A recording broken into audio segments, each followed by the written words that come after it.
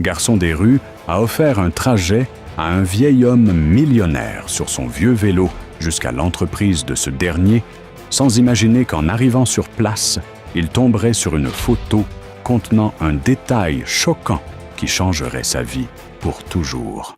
« Je n'arrive pas à croire que cette voiture va me laisser tomber maintenant. » lança le millionnaire, stressé, sur cette route perdue au milieu de nulle part.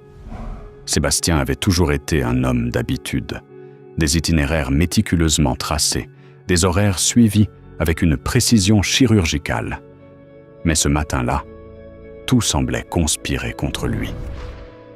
Le millionnaire s'était réveillé en retard, bien plus qu'il ne le devrait.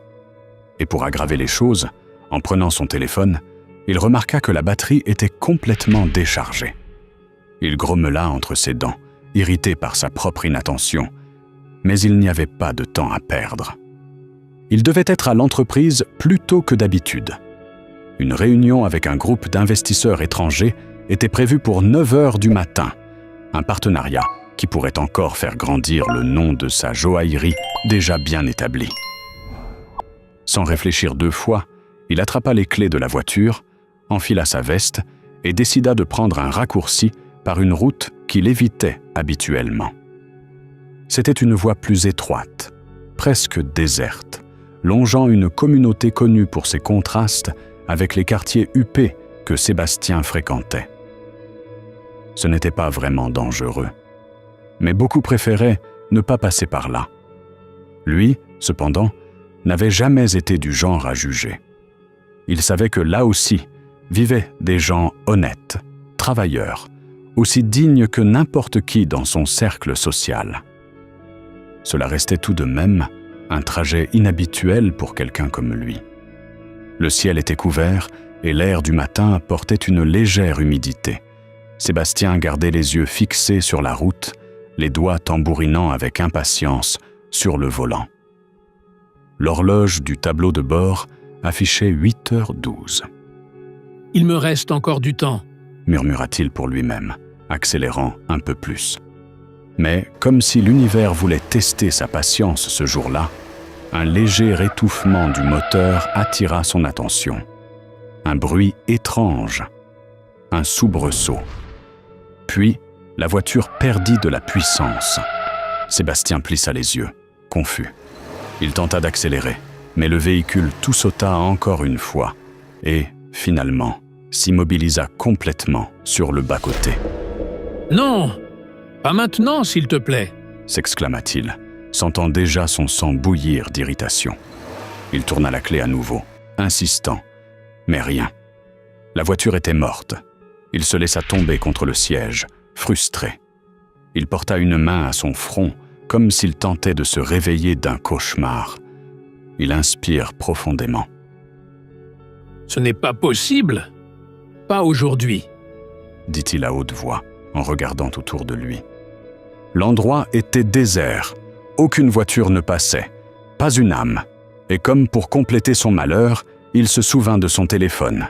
Il sortit l'appareil de la poche de sa veste écran noir. Aucune batterie. « Parfait, formidable !» cria-t-il, jetant le téléphone sur le siège passager. Il sortit de la voiture, en fit le tour et ouvrit le capot. Il observa le moteur comme si cela pouvait l'aider en quoi que ce soit. Mais Sébastien était un homme d'affaires, propriétaire de l'une des plus grandes chaînes de joaillerie du pays, pas un mécanicien. Il en savait autant sur les moteurs que sur l'astronomie. Frustré, il poussa la voiture jusqu'au bas-côté, la verrouilla, signala l'endroit du mieux qu'il put et commença à marcher. Il n'avait pas le choix. Le temps pressait et il devait absolument rejoindre l'entreprise, quitte à y aller à pied. Peut-être trouverait-il quelqu'un plus loin, un téléphone prêté, un coup de main, n'importe quoi. Pendant que le millionnaire poursuivait son chemin, de l'autre côté de cette réalité, non loin de là, un garçon frêle de 12 ans pédalait avec difficulté sur son vieux vélo. Il l'appelait la Gringalette, sa fidèle compagne. Les pneus usés, le guidon tordu, mais malgré tout, elle le menait partout, affrontant côtes, trous et poussière. Il s'appelait Mathieu. Il n'avait ni père, ni mère, seulement la rue comme foyer et le courage comme armure. Sur le porte-bagages du vélo, un énorme sac en plastique rempli de matériaux recyclables, canettes, bouteilles en PET, morceaux de carton. Tout ce qu'il avait réussi à ramasser ces 2 derniers jours. Il s'arrêta devant la grille d'une casse, un endroit vieux et désorganisé, rempli de pièces empilées jusqu'au plafond. Il descendit du vélo, en sueur et essoufflé.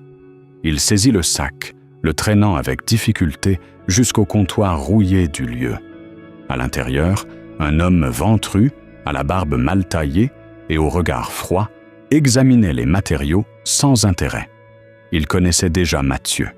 Il savait que le garçon avait désespérément besoin de cet argent. « Ça fait 10 €. » dit l'homme en jetant un billet de 10 € sur le comptoir, comme s'il s'agissait d'une vulgaire ordure. Mathieu ouvrit grand les yeux. Il regarda le billet, puis le grand sac qu'il avait porté. « Monsieur, vous êtes sûr? J'en ai ramassé beaucoup cette fois. C'est plus lourd que la dernière. » « J'en ai, oui. Le prix a baissé. L'aluminium ne vaut presque plus rien. Si tu veux discuter, va vendre ailleurs. » répondit l'homme en croisant les bras et en fixant le garçon. « Mais 10 €, ça ne suffit même pas pour acheter un repas. » protesta Mathieu, sentant la colère lui monter à la poitrine. « C'est ça ou rien ?» répliqua l'homme en lui tournant le dos.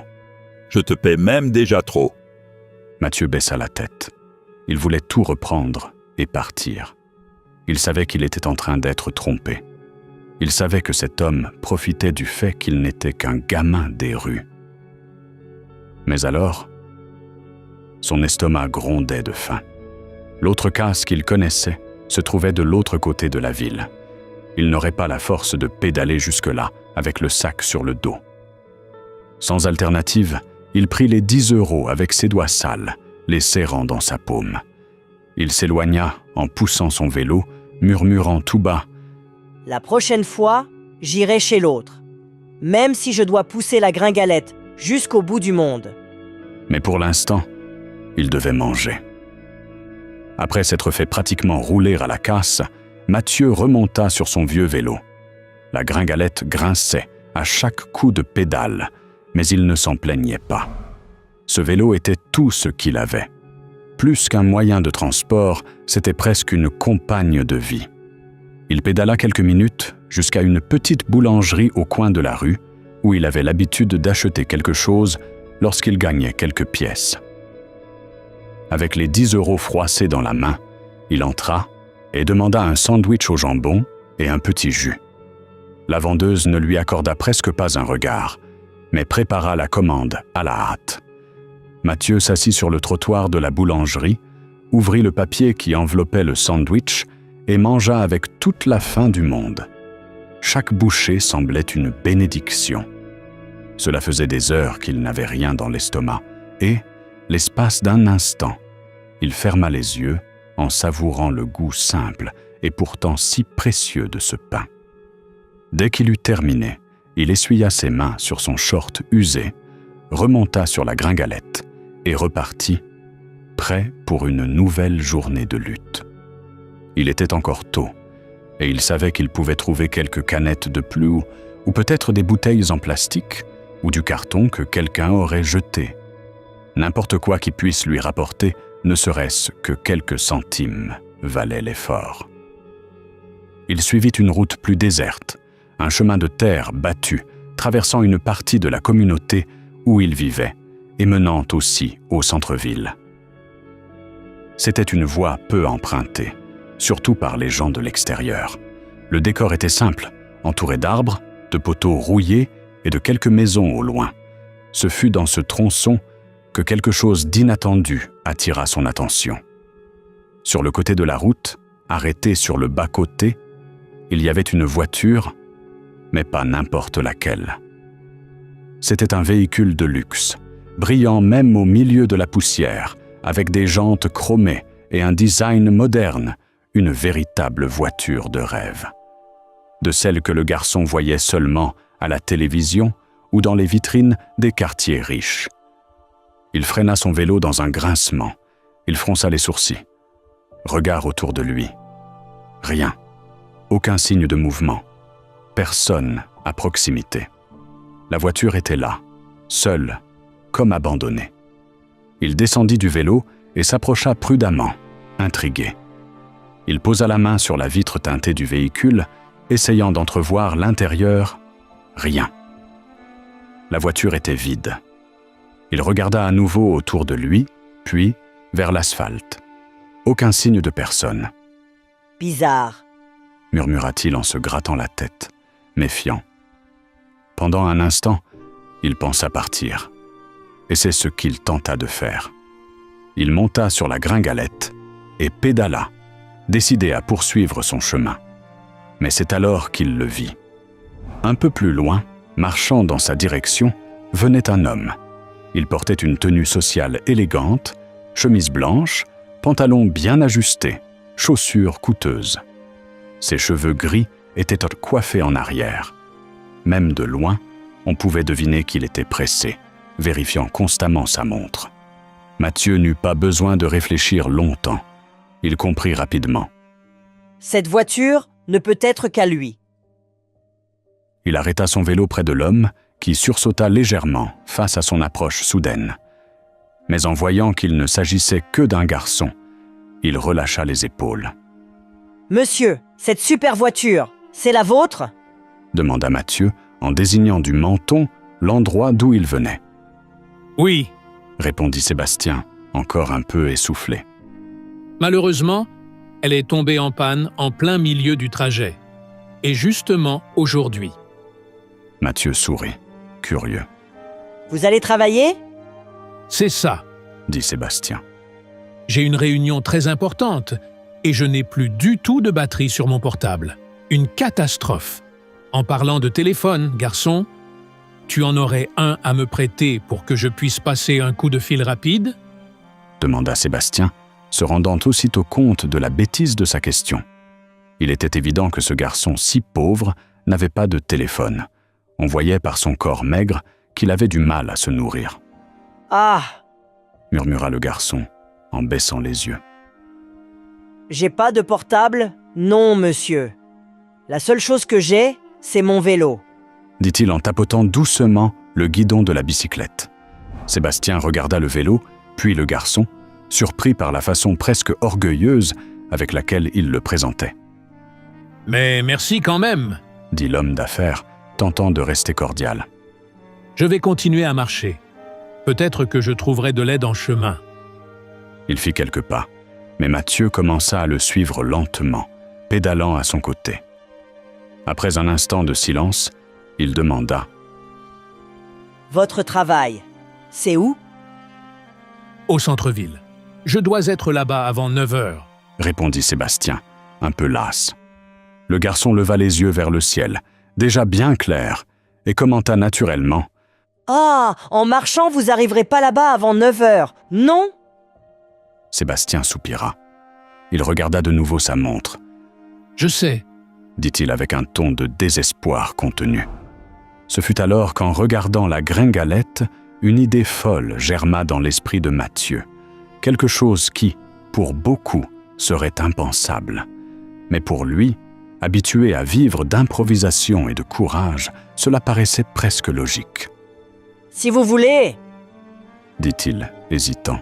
« la gringalette peut vous emmener. » Sébastien fronça les sourcils. « Gringalette ?» demanda-t-il, confus. Mathieu rit. « C'est le vélo, monsieur. Elle s'appelle Gringalette. » L'homme d'affaires arqua les sourcils, stupéfait. « Attends, tu es en train de me proposer un trajet sur ton vélo ?»« Oui. » répondit le garçon, enthousiaste. « Elle est vieille, mais elle est rapide. Et d'ici jusqu'au centre-ville, ça descend beaucoup. On arrive avant 9 heures, oui. » Mais avant que Sébastien ne puisse répondre quoi que ce soit, Mathieu leva les mains, comme pour s'excuser. « C'était bête de ma part, hein? Vous avez l'air d'avoir beaucoup d'argent. Jamais vous voudriez monter sur mon vieux vélo. » Sébastien resta immobile un instant. La situation était absurde. Lui, propriétaire d'une fortune, monté sur le porte-bagages d'un vélo conduit par un gamin des rues. On aurait dit une scène de film. Mais il avait besoin de cette réunion. Vraiment besoin. Et le temps passait. Quand Mathieu se préparait déjà à partir, honteux, Sébastien dit « Attends. » Le garçon s'arrêta. Il regarda par-dessus l'épaule, plein d'espoir. L'homme d'affaires fit quelques pas vers lui et demanda « Tu pédales vraiment bien ?» Mathieu n'hésita pas. Il sourit, fier, et dit « Très bien, monsieur. Je suis jamais tombé. Moi et la gringalette, on est inséparables. » Sébastien hésita un bref instant, regarda le garçon, la bicyclette, la route devant eux. Il soupira profondément, secoua la tête avec un sourire incrédule et dit « Si c'est comme ça, j'accepte la course. » Mathieu ouvrit un grand sourire, enfantin, comme s'il venait de gagner un prix. « Alors montez, monsieur. Mais tenez-vous bien, hein ?» dit-il en tapant sur le porte-bagages de la gringalette avec enthousiasme. Encore réticent, le millionnaire ajusta sa mallette et monta avec difficulté à l'arrière du vélo. C'était inconfortable, serré et étrange. Il se sentait comme un adolescent mal préparé à l'improvisation. Mais il n'eut même pas le temps d'organiser ses pensées.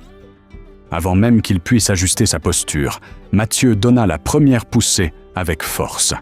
Gringalette partit comme une flèche. « Tenez-vous bien, hein, parce que là, ça va être avec émotion. » cria le garçon en riant, tandis qu'il descendait la pente à toute vitesse. Sébastien sentit un frisson lui parcourir la colonne. Un froid, comme si quelque chose d'incontrôlable allait se produire. Mais, étonnamment, la sensation fut rapidement remplacée par une autre. Une émotion différente, presque nostalgique. Une joie qu'il n'avait pas ressentie depuis longtemps. Le vent sur son visage, son cœur battant non pas de stress, mais d'adrénaline, comme s'il redécouvrait quelque chose qu'il avait perdu depuis des années. « Ça va là-bas, monsieur ?» cria Mathieu par-dessus son épaule. « Tu peux pédaler. Vas-y. » répondit Sébastien, se tenant fermement aux côtés du siège. Ce fut alors qu'ils passèrent sur une bosse. Le vélo s'envola une fraction de seconde, comme s'ils allaient décoller. L'homme d'affaires poussa un cri involontaire, pendant que le garçon riait fièrement. « T'as vu ? Gringalette volante !» Cette combinaison de danger et de divertissement continua. Mathieu pédalait avec une agilité impressionnante, évitant les trous, contournant les virages, descendant les pentes, avec une confiance inébranlable. Aucun doute. Il maîtrisait ce vélo comme s'il faisait partie de son propre corps. Au fur et à mesure qu'ils avançaient, ils laissèrent derrière eux les ruelles et les maisons modestes de la communauté. Ils entrèrent dans des rues bordant des murs couverts de graffitis, où quelques personnes s'arrêtaient pour observer cette scène insolite. Tous connaissaient bien Mathieu, le garçon des rues qui vivait avec son vieux vélo. Mais maintenant, il transportait sur le porte-bagages un homme bien habillé, d'allure noble. Un contraste frappant. Certains habitants froncèrent les sourcils, d'autres rirent, sans rien comprendre. « Hein? Qu'est-ce que ce gamin est encore en train de faire? » murmura un homme, observant de loin. Mais Mathieu ne se préoccupait pas des regards. Il ne pensait qu'à courir contre le temps. Bientôt, le paysage changea radicalement.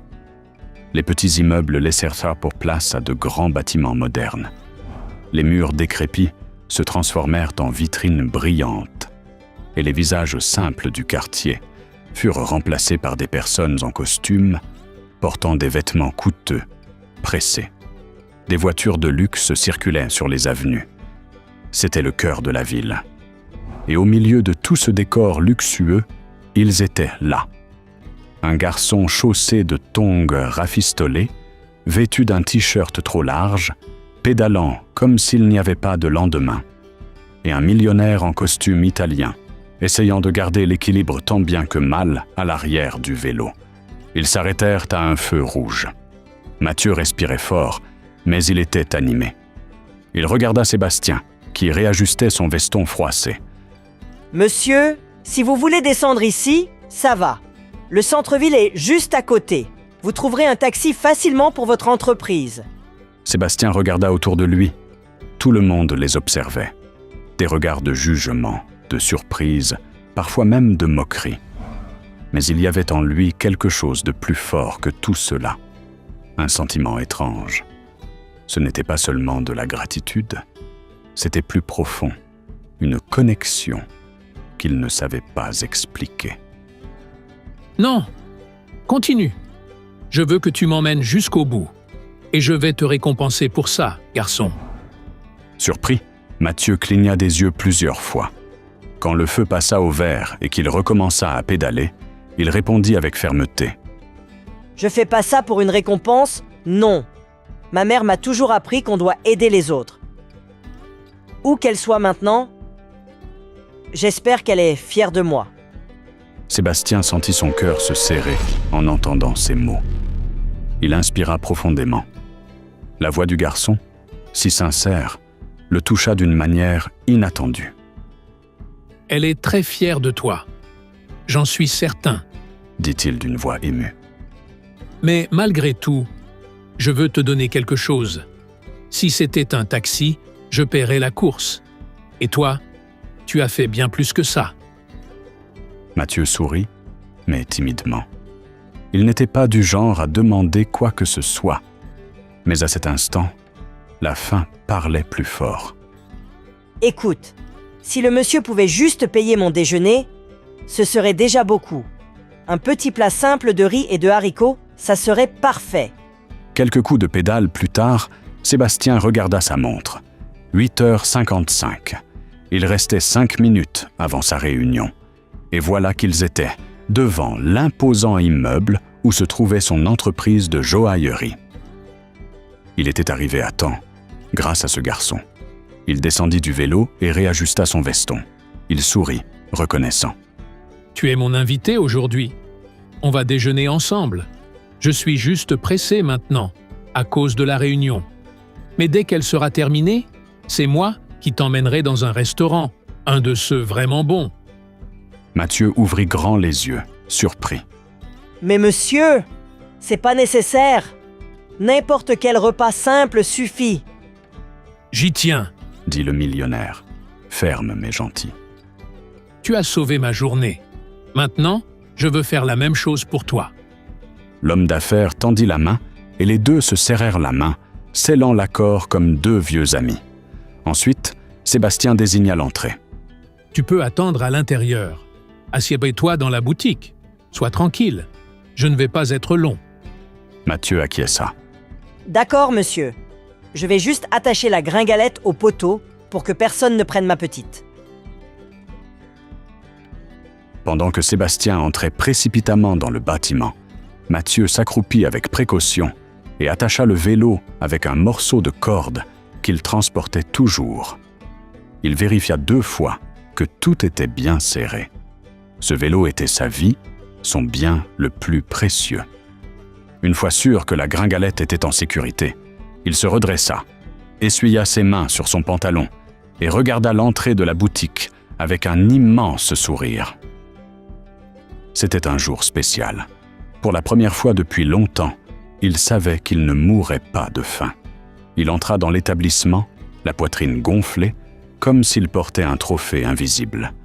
Dès qu'il franchit la porte en verre, Mathieu eut l'impression d'entrer dans un autre monde. L'extérieur du bâtiment était déjà luxueux, bien sûr. Mais à l'intérieur, cela frôlait l'incroyable. Tout brillait. C'était comme marcher à l'intérieur d'un coffre rempli d'or. Les vitrines de verre exposaient des colliers aux pierres étincelantes, des bagues serties de diamants gros comme une petite prune, des boucles d'oreilles qui ressemblaient davantage à des œuvres d'art. Le sol était si poli qu'il reflétait le plafond. Les murs, décorés de moulures élégantes, encadraient des toiles modernes et discrètes. Un léger parfum de fragrance coûteuse flottait dans l'air. Tout respirait la richesse. Mathieu resta immobile quelques secondes, les yeux écarquillés. « Purée ?» murmura-t-il pour lui-même, sans se rendre compte que sa bouche était grande ouverte. Tant de fortune, tant d'éclat. Tout cela était si loin de sa réalité que cela semblait presque irréel. Mais malgré l'émerveillement, son esprit voua immédiatement vers quelque chose de bien plus urgent. La nourriture, du riz, des haricots. Peut-être un morceau de viande, un soda bien frais. Son estomac grogna rien qu'à l'idée. Avec cette pensée en tête, il marcha jusqu'à une chaise rembourrée près de l'entrée et s'y assit. Il ne se soucia alors de rien, ni de personne. Il voulait seulement attendre son Sébastien et garantir le déjeuner promis. Ce qu'il ignorait, c'est que, au loin, 3 regards l'observaient attentivement. La première était Fabienne, une femme d'environ 70 ans. Elle était la mère de Sébastien, mais contrairement à son fils, portait sur le visage une expression de supériorité presque permanente. Les lèvres toujours pincées, les yeux durs, comme si le monde entier lui était inférieur. Elle se tenait aux côtés du gérant de la boutique, Richard, un homme grand, en costume impeccable, considéré comme le bras droit de Sébastien, et avec eux, la jeune Larissa, une vendeuse récemment embauchée, encore en période d'apprentissage. « Mais qu'est-ce que c'est que ça ?» s'exclama Fabienne, le dégoût clairement visible dans son regard. « Comment est-ce que ce gamin sale est entré ici ?» Richard ouvrit de grands yeux, visiblement déconcerté. Je n'en sais rien, Madame Fabienne. Ce genre de gens n'entre pas d'habitude ici. Faites traîner cette créature dehors, maintenant. Ordonna-t-elle avec mépris. Et jetez-le dans la rue comme on le fait avec des déchets. Avant que Richard ne puisse réagir, Larissa s'approcha, un peu hésitante. Excusez-moi, madame. Je peux essayer de parler avec le garçon, lui demander gentiment de sortir. Fabienne se retourna avec dédain. Quelqu'un t'a demandé ton avis, ma chérie? Ce genre de gens n'a aucune éducation. Impossible de demander gentiment. Sans quitter Richard des yeux, elle ordonna de nouveau. Expulse-le. Maintenant. Richard acquiesça, avala difficilement sa salive et marcha vers le garçon. Ses pas étaient hantés fermes, son visage fermé. Il s'arrêta devant Mathieu et dit d'une voix dure. « Garçon, tu dois sortir. Cet endroit n'est pas pour toi. » Mathieu leva les yeux, surpris. Il lui fallut une seconde pour comprendre ce qui se passait. « Mais je suis en train d'attendre Monsieur Sébastien. Il m'a invité à déjeuner avec lui. » dit-il avec sincérité, sans se rendre compte de la gravité de la situation. Richard cligna des yeux. Cette phrase tomba comme une bombe. « Quoi ?»« Monsieur Sébastien, il a dit qu'après la réunion, il allait déjeuner avec moi. Je lui ai donné un trajet avec la gringalette et il a promis de m'emmener dans un restaurant. » « Gringalette ?» répéta Richard, confus. « C'est quoi ça ?»« Mon vélo !» expliqua le garçon en montrant du doigt l'extérieur, là où sa fidèle compagne était attachée au poteau. Pendant ce temps, de loin, Fabienne observait la scène avec une indignation grandissante. Elle leva les yeux au ciel et souffla bruyamment. « Mais qu'est-ce qui se passe là-bas, bon sang? Pourquoi Richard n'a-t-il pas encore sorti ce garçon sale de la joaillerie ?» Elle marcha vers eux, ses talons claquant sur le sol lustré comme des coups de fouet. Larissa la suivit, visiblement mal à l'aise avec la situation. Fabienne s'arrêta devant le garçon, gardant les yeux fixés sur Richard, comme si Mathieu n'existait même pas. « Quelle est la difficulté, Richard? Pourquoi ce garçon est-il encore ici?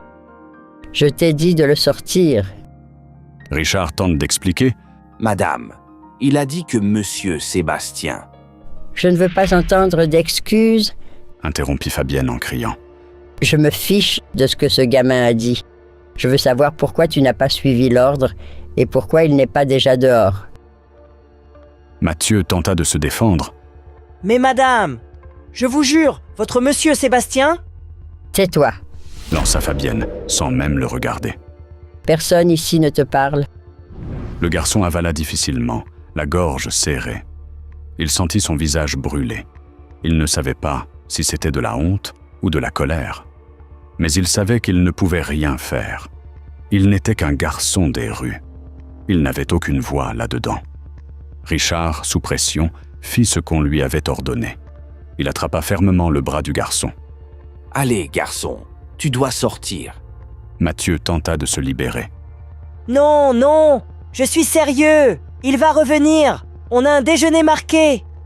Il a dit. » Fabienne soltou un rire amer, sarcastique, regardant le garçon comme s'il était un clown de cirque. « Sébastien est bien mon fils, garçon. Et il est le propriétaire de cette entreprise. Un des hommes les plus riches du pays. Jamais, j'ai dit jamais, il ne se rabaisserait à déjeuner avec un mendiant sale comme toi.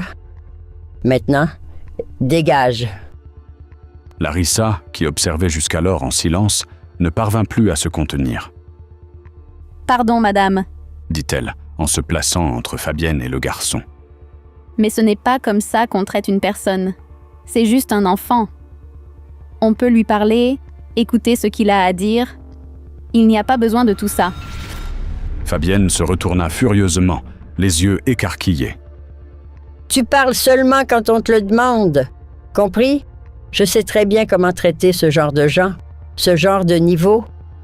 Et des gens comme lui doivent être traités de cette manière, sinon ils n'apprennent jamais. » Mathieu, là au milieu, se sentait de plus en plus petit. C'était comme si le monde s'effondrait sur sa tête. La douleur dans sa poitrine brûlait plus que la faim qu'il portait. Le rêve du déjeuner, de la reconnaissance, tout se brisait devant lui. Mais elle accréditava encore. Il avait encore de l'espoir. Sébastien reviendrait. Il l'avait promis. Et le garçon savait que les promesses sincères étaient faites pour être tenues. Richard serrait toujours le bras de Mathieu avec force, le traînant vers la porte, tandis que l'enfant tentait encore de parler, protester, expliquer. Les mots sortaient brouillés, pris dans le nœud de son angoisse. Mais personne ne l'écoutait. Et ce fut à ce moment-là, au milieu du tumulte, qu'un événement inattendu se produisit. En se débattant, le garçon heurta une des tables à côté, et une mallette noire tomba au sol avec un bruit sec, s'ouvrant légèrement et répandant quelques papiers. Un silence étrange envahit l'air pendant une seconde, jusqu'à ce qu'il soit déchiré par un cri strident. « Tu es fou, garnement !» hurla Fabienne, si fort que même Richard sursauta et lâcha le garçon. « C'est la mallette de mon fils !» cria-t-elle, enragée comme une bête. « Tu as fait tomber les documents de Sébastien, espèce de misérable. » Mathieu, le cœur remonté dans la gorge, s'agenouilla rapidement pour ramasser les papiers. « C'était pas exprès, madame. Je remets Thion à tout. Je le jure. » Mais alors qu'il rangeait les documents, quelque chose glissa entre les feuilles et arrêta net ses mains. Une photographie avait glissé. Il la prit, et dès que ses yeux se posèrent dessus, son corps tout entier se figea. C'était le visage d'une femme. Un portrait ancien, mais encore net. Un visage qu'il connaissait très bien. « Maman !» murmura-t-il, paralysé. Avant qu'il ne puisse comprendre ce que cela signifiait, Fabienne lui arracha la photo des mains avec brutalité. « N'ose pas toucher aux affaires de mon fils, » hurla-t-elle, le visage entièrement rouge. « Si cet incapable de Richard n'arrive pas à s'occuper de toi, moi, je vais le faire. » Elle le poussa alors violemment, le faisant trébucher, puis l'attrapa par le bras et le traîna jusqu'à la porte, comme si elle tirait un sac d'ordures. Mathieu tenta de parler, d'implorer. « Madame, attendez. Cette photo... » « Tais-toi !» rugit-elle. Lorsqu'ils atteignirent le trottoir, à l'extérieur du bâtiment, Fabienne s'arrêta brusquement. Ses yeux se fixarent sur le poteau, où un vélo simple était attaché. « Et qu'est-ce que c'est encore? » vociféra-t-elle, indignée. « C'est quoi cette saleté attachée devant la joaillerie? » Mathieu, les yeux déjà embués par l'humiliation et le choc de la photo, répondit d'une voix brisée. « C'est la gringalette, mon vélo, madame !» L'expression de haine sur le visage de Fabienne s'intensifia. Ses yeux brûlaient de rage. « Tu vas apprendre à ne plus jamais revenir ici, » dit-elle. Puis elle ordonna. « Richard, prends un couteau, maintenant. » Richard, encore à l'intérieur, se figea. « Quoi ?» ?»« Tu as entendu ?» hurla Fabienne. « Un couteau, et je veux que tu crèves les pneus de cette saleté. » Richard hésita, mais en croisant le regard de la vieille dame, il comprit qu'elle était hors d'elle. Ses yeux écarquillés, sa bouche tremblante. Elle tremblait de rage. Il savait que s'il désobéissait, son emploi était en danger. Avalant sa salive, il se retourna et alla jusqu'à la cuisine de la boutique. Quand il revint, il tenait dans les mains un petit couteau, la lame brillante. Mathieu se mit à crier. « Non, s'il vous plaît, faites pas ça! La gringalette, c'est tout ce que j'ai! Je l'utilise pour ramasser mes canettes! » Richard s'approcha du vélo, ses pas lourds. Ce fut alors que Larissa, visiblement choquée, tenta d'empêcher l'acte. « Madame Fabienne, s'il vous plaît, c'est juste un enfant. Le vélo, c'est ce qu'il utilise pour travailler. C'est de la cruauté. » « Tu veux y aller avec lui ?» répliqua Fabienne, se tournant vers la jeune employée avec fureur. « Tu peux sortir aussi, si tu as tellement de peine. » « J'essaie seulement d'être juste. » dit Larissa, presque en larmes. « J'ai besoin de ce travail. Mais je ne peux pas regarder ça et faire comme si c'était normal. » « Ça suffit !» cria Fabienne, exaspérée. « Toi aussi, tu ne vaux rien. Tu es licencié. Maintenant, disparais de ma vue. » Elle se tourna vers Richard. « Et toi? Crève ses pneus maintenant, ou tu es dehors. » Mais avant de continuer notre vidéo, cliquez déjà sur le bouton « J'aime ». Chaque like aide énormément notre chaîne, et c'est seulement ainsi que nous pouvons produire de nouvelles histoires. Maintenant, dites-moi. Vous savez faire du vélo? Oui ou non? Profitez-en pour me dire de quelle ville vous regardez cette vidéo, que je laisserai un cœur dans votre commentaire. Mais revenons à notre histoire. Richard regarda le garçon, puis Larissa. Son visage exprimait la douleur, mais aussi la peur. Avec la petite lame dans ses mains tremblantes, il perça le premier pneu. Le son de l'air s'échappant ressemblait à un gémissement de désespoir. Mathieu tomba à genoux, criant et pleurant. « S'il vous plaît, non! C'est mon travail! C'est tout ce que j'ai! » Mais aucune pitié ne fut accordée. Le deuxième pneu fut crevé aussitôt. Puis Richard brisa le cadenas d'un coup sec et le vélo tomba sur le sol avec un claquement dur. Sans réfléchir davantage, il le souleva et le jeta violemment au milieu de la rue. L'impact tordit l'une des roues. La chaîne se détacha. La gringalette, autrefois fière et courageuse, gisait maintenant là, détruite. Fabienne pointa le doigt vers le garçon en hurlant. « Ne reviens jamais ici! Bon à rien! » Elle se retourna, ordonnant à Richard de rentrer immédiatement. Elle exigea aussi que Larissa se rende sur-le-champ aux ressources humaines pour signer son renvoi. Mathieu, quant à lui, rampa jusqu'à l'endroit où son vélo était tombé. Il enlaça ce qu'il en restait, pleurant comme un enfant perdu. Il enfouit son visage dans les morceaux de métal tordus, comme s'il voulait disparaître. Et là, entre larmes et sanglots, son esprit retourna dans le passé. Il se rappela un visage, celui de la photo. Ce regard doux, ce sourire accueillant. C'était Marie, sa mère. Cette photo parmi les papiers de Sébastien, c'était elle. Plus jeune, plus lumineuse, mais c'était elle. Et cette pensée amplifia la douleur dans sa poitrine. Mathieu n'avait pas toujours été un enfant des rues. Il avait déjà connu l'amour, déjà eu un foyer même simple. Marie était une mère célibataire, une battante. Elle faisait l'impossible pour lui. Il vivait dans une petite maison modeste, mais pleine de tendresse. Jusqu'au jour où, quand Mathieu avait environ 8 ans, tout commença à changer. Sa mère tomba soudain malade. Une intoxication alimentaire, disaient les médecins. Mais ce qui devait être simple s'aggrava. Marie ne survécut pas. Et avec sa mort, le monde de Mathieu s'effondra. Tout devint gris dans sa vie. Sa mère lui avait toujours dit que son père était mort avant même sa naissance. Pas de photos, pas d'histoire, pas de nom. Juste le vide. Marie était tout ce qu'il avait. Et lorsqu'elle partit, il resta seul. Un enfant orphelin dans un monde vaste, froid et cruel. Il fut envoyé dans un foyer public, l'un de ces endroits où les murs respirent l'abandon. Là-bas, il ne trouva pas de soins.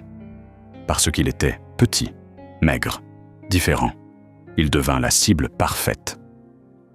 Les jeux étaient violents, les surnoms cruels, et le pire, les employés faisaient semblant de ne rien voir. Certains riaient même. Dès qu'il en eut l'occasion, il s'enfuit. Sans direction, sans plan. Mais même en vivant dans la rue, dormant dans des ruelles et mangeant des restes, il se sentait plus libre que là-bas. Au moins, on ne le maltraitait pas. Pas au nom de prendre soin de lui. C'est dans ce nouveau monde de survie que Mathieu découvrit les matériaux recyclables. Il commença à ramasser du carton, des canettes, tout ce qu'il pouvait vendre. Et un jour, dans la casse de la ville, ses yeux brillèrent pour la première fois depuis longtemps. Là, au milieu des pièces usées et de la rouille, il la vit. Une bicyclette appuyée, peinture écaillée, pneus à plat, mais structure solide. Un vélo d'adulte, trop grand pour lui à l'époque. Mais elle avait un porte-bagages, ce qui voulait dire qu'il pouvait transporter beaucoup de choses. Elle était parfaite. Mathieu en fut émerveillé. À l'époque, le propriétaire de la casse était un autre homme, un vieil homme bienveillant, au regard fatigué mais honnête. Mathieu lui avait pratiquement supplié de lui vendre ce vélo. « Écoute, garçon, elle est vieille, mais si tu veux, on peut faire un arrangement. » dit le vieil homme. Et ce fut ainsi. Le garçon commença à payer le vélo avec les matériaux recyclables qu'il ramassait. Un peu chaque jour. Le vieux propriétaire tint sa parole et, au bout de quelques mois, la gringalette était officiellement à lui. Il la répara avec tout le soin du monde, mit des rubans, ajusta la selle, colla des autocollants et lui donna son nom. Gringalette. C'était sa compagne inséparable, son outil de travail, son refuge. Avec elle, il transportait facilement les recyclables, gagnait plus, survivait mieux. Mais maintenant, elle était détruite, jetée dans la rue. Les pneus éventrés, la roue tordue, la chaîne tombée. Et lui, là, à genoux, enlacé autour du métal déformé. Ce qui faisait le plus mal, ce n'était pas seulement ce qu'ils avaient fait au vélo. C'était la photo. Cette image dans les affaires de Sébastien, c'était sa mère. Il en était certain. Le même sourire, les mêmes yeux. Alors que les larmes glissaient encore sur le visage sale de Mathieu, dans la salle de réunion, Sébastien souriait. Sa réunion avait été un succès absolu. Le contrat signé était le plus grand de l'histoire de l'entreprise. Un véritable jalon. Il était radieux heureux. En quittant la salle de conférence, déjà dans l'ascenseur, il pensait à la façon dont il allait célébrer cet exploit. Et alors, comme une réponse claire de sa conscience, un nom lui vint à l'esprit. Mathieu. Oui, c'était grâce à ce garçon qu'il était arrivé à temps. C'était lui qui l'avait sauvé ce matin-là. Et Sébastien avait promis un déjeuner. Il était temps de tenir parole. Mais en arrivant au rez-de-chaussée, où se trouvait le salon d'exposition des bijoux, il ne vit pas le garçon. Il regarda autour de lui, surpris. Il s'approcha de Richard, le gérant, et demanda naturellement « Richard, tu as vu un garçon d'une douzaine d'années, avec un vieux vélo. Il était ici plus tôt, en train de m'attendre. » À cet instant, Fabienne surgit derrière lui, lançant un regard glacial vers le gérant. Richard comprit immédiatement le message. Un avertissement silencieux, mais clair comme le jour. « Non, monsieur Sébastien, je n'ai vu personne comme ça par ici. » répondit-il, en avalant difficilement sa salive. Fabienne intervint alors. « Mon chéri, comment s'est passée la réunion? » « Parfaitement, » répondit-il, enthousiaste. « J'ai signé le contrat, mais maintenant je dois trouver le garçon. Je lui ai promis de déjeuner avec lui. » Fabienne fronça les lèvres, contrariée. « Tu plaisantes, j'espère. Déjeuner avec un gamin quelconque. Sébastien, enfin, déjeune avec moi. Oublie ce garçon, peu importe qui il est. » Mais il ne répondit pas. Ses yeux scrutaient l'endroit. Ils étaient inquiets. En quelques secondes, il tourna les talons et sortit de la boutique en courant, sans même regarder sa mère. « Fils !» hurla Fabienne, furieuse. « Sébastien, reviens ici !» Mais il était déjà loin. Fabienne souffla de rage, murmurant entre ses dents. « Pour l'amour de Dieu, qu'il ne trouve pas ce gamin maudit !» Sébastien courait sur les trottoirs autour du bâtiment, fouillant chaque recoin du regard. Mais il ne vit pas le garçon. À la place, il trouva quelqu'un d'inattendu. Larissa, la jeune employée, marchant tête baissée le long du trottoir. « Larissa ?» dit-il surpris. « Que fais-tu dehors? Tout va bien? Tu es sortie plus tôt ?» La jeune femme inspira profondément. Ses yeux rouges dénonçaient que quelque chose s'était passé. « Ce n'est pas ça. J'ai été renvoyée. » Sébastien s'arrêta net. « Renvoyée? Comment ça? Qui t'a renvoyé? » « C'était votre mère, monsieur Sébastien ?» répondit Larissa, hésitante. Elle ne voulait pas parler mal de la mère du patron, mais l'indignation parla plus fort. « Tout à cause d'un garçon. Un petit garçon des rues. Il avait un vélo. Il a dit qu'il allait déjeuner avec le monsieur. Mais votre mère n'a pas cru. Elle a pensé qu'il mentait. Elle a ordonné à Richard de couper les pneus du vélo et ils l'ont jeté dans la rue. Puis elle m'a renvoyée parce que j'ai essayé de défendre le garçon. » Sébastien s'immobilisa. Son sang sembla se glacer. Il connaissait bien les défauts de sa mère. Mais ça, c'était de la cruauté, de la méchanceté pure. Et avant qu'il ne puisse réagir, au loin, quelque chose attira son attention. Une silhouette solitaire marchait avec difficulté le long du trottoir. Un garçon, poussant une bicyclette tordue, pneu à plat, la jante raclant le sol. Sébastien ouvrit grand les yeux. « C'est lui !» s'exclama-t-il. « Mathieu !» Il regarda rapidement Larissa. « Reviens demain, on va parler. Ce renvoi ne restera pas comme ça, je te le promets. » Et sans perdre une seconde de plus, il partit en courant vers le garçon. « Mathieu !» cria-t-il. Le garçon, encore en larmes, regarda par-dessus son épaule. Ses yeux rencontrèrent ceux de Sébastien. Et pendant une seconde, tout s'arrêta. Sébastien courut en direction du garçon. Le vent agitait sa cravate et son cœur battait vite, mais pas à cause de l'effort. C'était autre chose. C'était l'urgence de faire ce qui était juste. Lorsqu'il atteignit enfin Mathieu, il vit les yeux rouges du garçon, son visage taché de larmes et ses mains sales tenant la bicyclette tordue avec tout l'amour du monde. Avec un sourire, Sébastien s'accroupit pour se mettre à sa hauteur. « Alors, mon garçon, comment tu as eu le courage de partir sans qu'on déjeune d'abord, comme on l'avait prévu ?» dit-il, essayant de briser la tension sur un ton léger. Mathieu détourna le regard, honteux. Les paroles de Fabienne, un da échoavant n'accabessa. Il baissa les yeux et répondit d'une voix faible.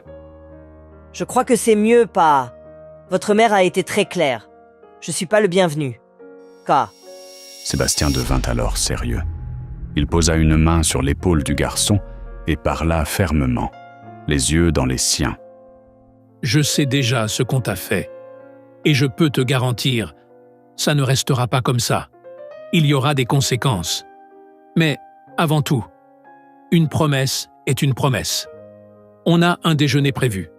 Et moi, je reviens jamais sur ma parole. » Mathieu déglutit, mal à l'aise. Son regard se posa sur la bicyclette détruite. Ses yeux s'embuaient de nouveau. « Mais... et la gringalette? Regarde comment elle est. » « Laisse ça avec moi, » dit Sébastien avec conviction. « On va régler ça aussi. » Sans perdre de temps, l'homme d'affaires prit le vélo avec précaution, comme s'il tenait un trésor, parce que, pour Mathieu, c'en était un. Les deux commencèrent à marcher, et, après quelques minutes, arrivèrent dans une boutique chic de vélos, de celles qui vendent des pièces modernes et coûteuses. Sébastien entra comme s'il pénétrait dans un concessionnaire de luxe. « Je veux que vous répariez ce vélo, » dit-il au vendeur. « et je veux que vous le laissiez exactement comme il le souhaite. Tout neuf, complet. » Mathieu écarquilla les yeux. « Sérieux? » »« Plus que sérieux, » répondit l'homme d'affaires. « Choisis tout ce que tu veux. La gringalette va sortir d'ici comme une reine. » Le garçon ne savait que dire. Ses mains tremblaient. « Merci, monsieur. Mais je mérite pas tout ça. » Sébastien rit, secouant la tête. « Tu mérites ça, et bien plus. Sans toi, je serais jamais arrivé à temps à la réunion. Allez, choisis. Tout ce que tu trouves beau, confortable, stylé, c'est à toi. » Et ainsi, le garçon choisit. Roues neuves, guidon chromé, selle rembourrée, même une sonnette moderne. La gringalette était sur le point de devenir un vrai vélo de course. Sébastien dit alors « Maintenant, pendant qu'il s'occupe de ton vélo, allons déjeuner. Mais attends, on peut pas y aller comme ça, hein ?» Il regarda le garçon de haut en bas. Ses vêtements étaient sales, déchirés, ses pieds nus, son corps couvert de poussière. Alors il l'emmena dans une boutique de vêtements pour enfants. Là, il acheta des vêtements neufs, t-shirts, pantalons, baskets. Il choisit aussi une casquette et, en remarquant que le garçon regardait toujours son poignet, lui acheta une montre. La propriétaire du magasin, après avoir entendu rapidement l'histoire racontée par Sébastien, libéra un espace réservé aux employés pour que le garçon puisse prendre une douche. Lorsqu'il ressortit de là, propre, habillé et coiffé, il semblait une autre personne. Mais une chose n'avait pas changé. Son estomac grondait encore fort. Sébastien l'entendit et sourit. « Je crois que ça veut dire que c'est l'heure de manger. » Et les deux se rendirent dans un restaurant élégant, de ceux où les couverts viennent en 3 tailles différentes et où les serveurs portent un nœud papillon. Là, ils mangèrent bien. Assiette pleine, jus frais, dessert. Mathieu mangea comme si c'était son premier vrai déjeuner depuis des années. Après un moment, alors qu'il savourait le dessert, Sébastien devint plus sérieux. Son expression changea. « Mathieu, j'ai encore le cœur serré à cause de ce que ma mère t'a fait. Et plus que ça, je suis reconnaissant, très reconnaissant. Je veux t'aider. Je veux faire quelque chose de vrai pour toi. » Le garçon s'arrêta, respira profondément et répondit avec la sincérité de quelqu'un qui ne demande pas de luxe, juste de dignité. « Monsieur Sébastien, vous avez déjà fait beaucoup pour moi. Je vais jamais oublier ça. Mais il y a une chose, juste une. Si le monsieur pouvait me donner ça, je serais le garçon le plus heureux du monde. » « Bien sûr, » répondit Sébastien, intrigué. « Quoi donc ?»« C'est une chose qui est dans votre bijouterie. Je peux vous montrer ?» Curieux, l'homme d'affaires accepta. Ils payèrent l'addition et retournèrent à la boutique. Dès qu'ils arrivèrent, la première personne à croiser leur chemin fut Fabienne. En voyant le garçon propre et bien habillé, elle fronça les sourcils. « Et c'est qui ce gamin? » Mathieu fixa Fabienne du regard. Vous me reconnaissez pas juste parce que maintenant je suis propre? Avant que sa mère ne dise quoi que ce soit, Sébastien éleva la voix. J'ai honte, maman, de toi et de Richard aussi, pour avoir traité ce garçon de cette manière. Fabienne tenta de se défendre. Mais il était tout sale. Ici, c'est une joaillerie. Si un client voit ça, il peut partir sans rien acheter. Ça n'a aucune importance. Dit Sébastien, sérieux. Tout le monde mérite du respect. Mathieu ici, c'est lui qui m'a aidé à arriver à temps à la réunion. Grâce à lui, j'ai signé le plus grand contrat de l'histoire de l'entreprise. Il mérite bien plus que ça. Bien plus. La femme commença à dramatiser. Tu es en train de mettre ce gamin avant moi? Tu me traites mal à cause d'un mendiant? Je ne te traite pas mal, répondit-il fermement. Je dis seulement la vérité. Et encore une chose, cette entreprise est à moi. C'est moi qui décide qui entre et qui sort. Richard va subir les conséquences de ce qu'il a fait. Je sais qu'il obéissait aux ordres. Mais quand même, crever les pneus du vélo d'un enfant des rues, c'est inacceptable. Richard, qui était à proximité, tomba à genoux. Monsieur Sébastien, pardonne-moi, s'il vous plaît, je t'en supplie. J'avais peur de perdre mon travail. Je voulais pas faire ça. On parlera après, Richard. Maintenant, dit-il en se tournant vers Mathieu. Dis-moi, garçon, qu'est-ce que tu voulais voir ici? Qu'est-ce que tu veux? Mathieu regarda autour. Les vitrines scintillaient, remplies de colliers, bracelets et bagues extrêmement chères. Fabienne observait avec les yeux écarquillés, comme si elle attendait le pire. « Choisis ce que tu veux, » insista Sébastien. « N'importe quoi. »« Tu ne vas pas donner un bijou à ce gamin » hurla Fabienne, indignée. Sébastien se tourna vers elle et dit, sans même changer de ton, « Maman, tais-toi. Maintenant, c'est à Mathieu de choisir. » Mathieu n'hésita pas.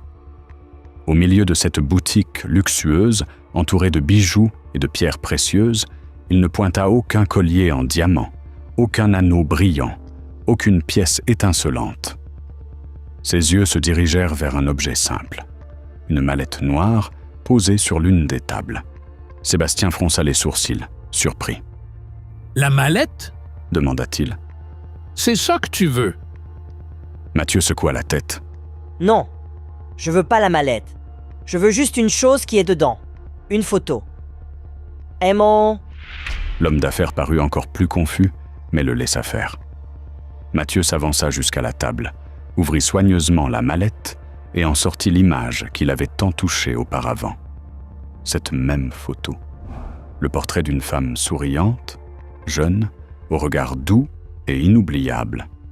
Sébastien sentit son corps se glacer. Ses yeux se fixèrent à Imagem et il déglutit. Cette photo n'était pas seulement un souvenir, c'était un morceau du passé, d'un amour véritable. C'était la seule photo qu'il avait de Marie, son grand amour. « Tu connais cette femme ?» demanda-t-il, la voix tremblante. Mathieu respira fundo. Ses yeux, maintenant embués, restavam fixos sur la photo. « Oui, je connais. C'était ma mère. » Le silence qui suivit fut presque palpable. Aucun son, aucun mouvement, seulement le choc. Fabienne, qui était proche, pâlit. Elle fit un pas en arrière et murmura presque inaudiblement, comme si seuls les fantômes du passé pouvaient entendre. « Le garçon n'est pas mort. » Sébastien, toujours sous le choc, regarda sa mère, puis de nouveau le garçon. « Comment ça? C'était ta mère. Comment est-ce possible ?» Mathieu expliqua, d'une voix ferme mais chargée de douleur. « Elle s'appelait Marie. Elle est morte il y a quelques années. Ils ont dit que c'était une intoxication alimentaire. Après sa mort, on m'a envoyé dans un orphelinat. La maison où on vivait a été détruite. J'ai plus rien d'elle. Aucun souvenir. Juste cette photo maintenant. si vous me la donnez. Sébastien pâlit. Son esprit commença à assembler des pièces du passé qui n'avaient jamais fait sens. Et, à cet instant, des vérités, autrefois enterrées, commencèrent à remonter. La vérité était sombre. Sébastien et Marie s'étaient vraiment aimés. Elle était une jeune vendeuse, douce et courageuse. Lui, déjà un homme fait, propriétaire d'un empire en pleine croissance. La différence sociale entre eux n'avait jamais été un problème pour lui. Mais pour Fabienne, sa mère, c'était le plus grand problème de tous. Fabienne n'avait jamais accepté cette relation. Elle trouvait Marie trop simple, trop pauvre, pas assez convenable pour son fils. Selon elle, Sébastien devait se marier avec une femme d'affaires, quelqu'un à son niveau. Avec des mots froids et des gestes calculés, Fabienne réussit à séparer le couple. Elle convainquit Marie, avec un mépris déguisé en conseil, que Sébastien ne la méritait pas. Et elle convainquit son fils que Marie ne voulait que profiter de lui. Mais quelques semaines plus tard, Marie découvrit qu'elle était enceinte. Elle essaya d'en parler à Sébastien. Elle essaya vraiment.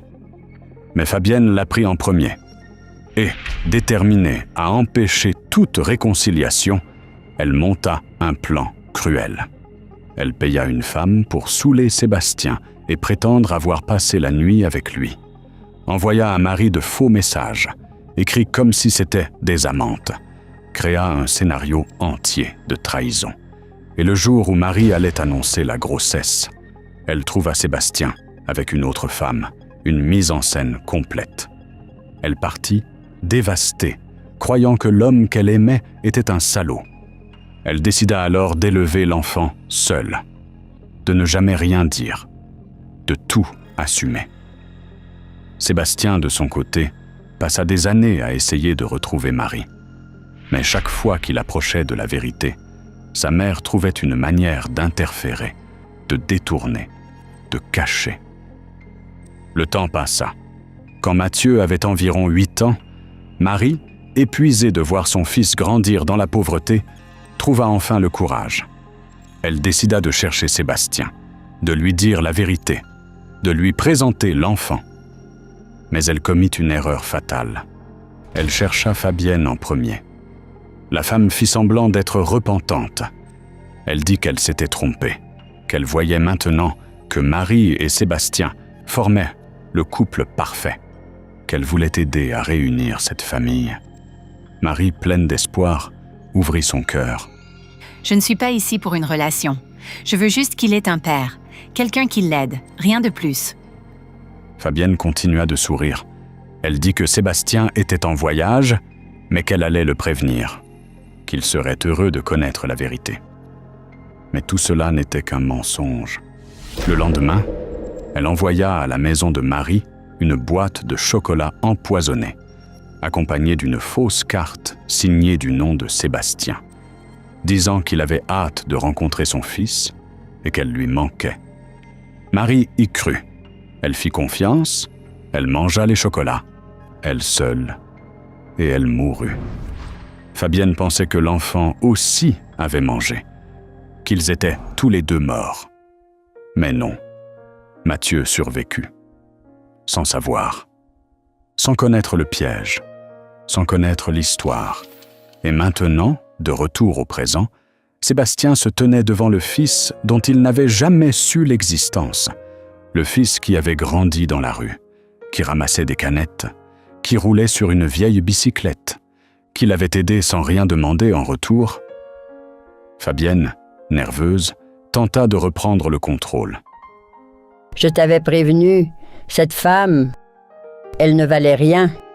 Elle a sûrement eu ce garçon avec un autre homme, et maintenant, ce gamin veut profiter de toi. Mathieu, confus, regarda Sébastien. Sa voix sortit tremblante. Je suis ton fils ? Sébastien respira profondément. Son monde tournait. Les sentiments se bousculaient.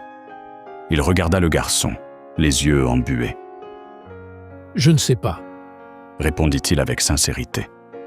Mais je vais le découvrir. Ça, je te le promets. Fabienne tente tout pour empêcher cela.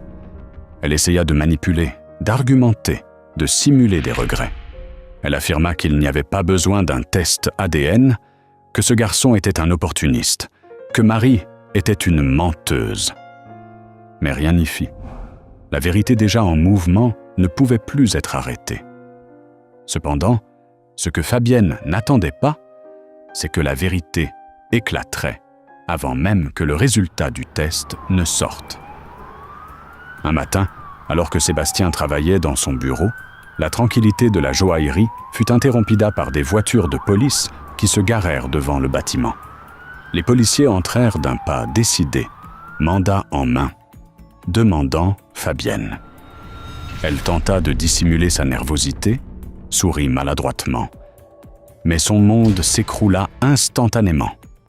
Un ancien complice, un criminel connu pour arnaque et avec lequel elle échangeait des services douteux depuis des années, venait d'être arrêté pour avoir tenté d'assassiner une autre femme.